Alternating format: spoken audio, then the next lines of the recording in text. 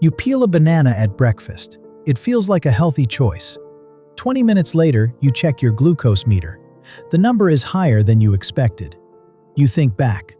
All you had was a banana and some coffee. How did that happen? This moment confuses a lot of adults over 50. A piece of fruit feels innocent, but the blood sugar response can look surprisingly large. And the older we get, the more noticeable that response tends to become. You are not doing something wrong. This is a very common pattern after 50. And once you understand what is happening biologically, the number makes much more sense. Margaret is 62 years old. She lives outside Tampa, Florida, and was diagnosed with prediabetes 2 years ago. She manages it with metformin and tries to eat reasonably well. Most mornings, she checks her glucose in her bright kitchen before breakfast. A few weeks ago, Margaret decided to start her morning with a banana instead of her usual eggs. She thought the change was a healthier one. But her reading that morning was 15 points higher than usual. She could not explain it. She assumed fruit was always safe. Many adults quietly notice this same pattern, but rarely talk about it. Fruit carries a reputation for being universally healthy, and in many ways, that reputation is earned. Fruit provides fiber, vitamins, and antioxidants. But when it comes to blood sugar, not all fruit behaves the same way. And not all bodies respond the same way either. This is especially true after 50. Many adults bring their labs to a routine appointment and hear that their fasting glucose is slightly elevated. The doctor may mention prediabetes. They may say to watch what you eat. But the conversation rarely explains which foods raise blood sugar the most, or why the response changes as we age. Afternoon energy crashes after a light breakfast. Brain fog that settles in by mid-morning. Fatigue that does not match how much sleep you got. These are patterns many adults over 50 experience, but struggle to connect to anything specific. It is not a failure of discipline. The body after 50 simply handles glucose differently than it did at 35. Digestion slows slightly. Muscle mass decreases. Hormonal rhythms shift. All of these changes affect how quickly glucose enters the bloodstream and how efficiently it gets cleared. We are looking for patterns, not one number. And the banana question is actually a very good place to start. To understand why a banana can raise blood sugar noticeably after 50, it helps to understand what ripeness has to do with glucose. A banana contains natural sugars. The most significant of these is fructose and glucose bound together in varying proportions depending on the banana's ripeness. A green, slightly underripe banana contains more resistant starch. Resistant starch does not digest quickly. It passes more slowly through the digestive tract. Blood sugar rises gradually.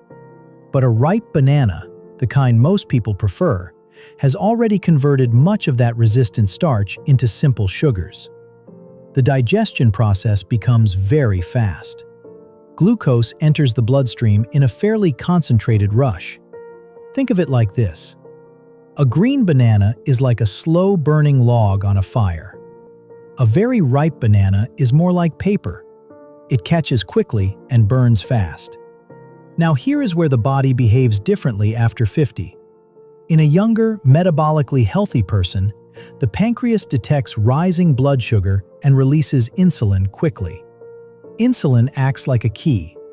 It unlocks the doors of muscle cells, fat cells, and liver cells. Glucose moves inside. Blood sugar returns to a normal range within about 90 minutes. After 50, two things begin to change. First, insulin sensitivity often decreases. The locks on the cell doors become stiffer. Insulin has to work harder to move glucose inside. Doctors call this insulin resistance. The body is still producing insulin. It is just not working as efficiently. Second, muscle mass has typically decreased.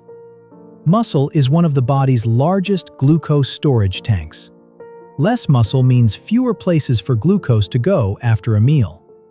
blood sugar stays elevated longer. So when Margaret eats a ripe banana on an empty stomach, there is very little in her digestive tract to slow the sugar's entry into the bloodstream. Her insulin response may be slightly delayed. Her muscle mass is lower than it was 20 years ago. The result is a glucose reading that looks higher than she expected and stays elevated a little longer than she anticipated. The banana did not cause this problem, but the combination of ripeness, meal timing, and age-related metabolic changes all contributed to that morning reading. Understanding this pattern opens up a few simple adjustments that can make a real difference over time. The first is pairing. Eating a banana alone on an empty stomach sends a relatively fast glucose signal. But eating that same banana alongside a source of protein or fat significantly slows digestion. A handful of walnuts, a boiled egg, or some plain Greek yogurt eaten at the same time creates a buffer. The sugar still arrives, but more gradually. The peak is lower. The return to baseline is smoother. The second is ripeness awareness. A slightly underripe banana, one that still has a faint green tinge, contains meaningfully more resistant starch than a fully ripe one. The flavor is less sweet, but the glucose response is noticeably different. This is a small, effortless adjustment that requires no special planning. The third is timing. Eating fruit earlier in the day, when the body tends to be more insulin sensitive, supports a better glucose response than eating fruit in the evening. Physical activity earlier in the day also helps. Movement primes the muscles to absorb glucose more readily. A morning walk before breakfast, or even a 10-minute walk after eating, gives the muscles a chance to put that glucose to use. Consistency matters more than perfection. These are not rules. They are patterns worth trying. Small habits repeated daily tend to add up quietly and meaningfully. Certain nutrients support the body's ability to manage glucose more efficiently, particularly after 50. Magnesium plays a central role in insulin signaling. Many adults over 50 carry a mild magnesium deficiency without knowing it.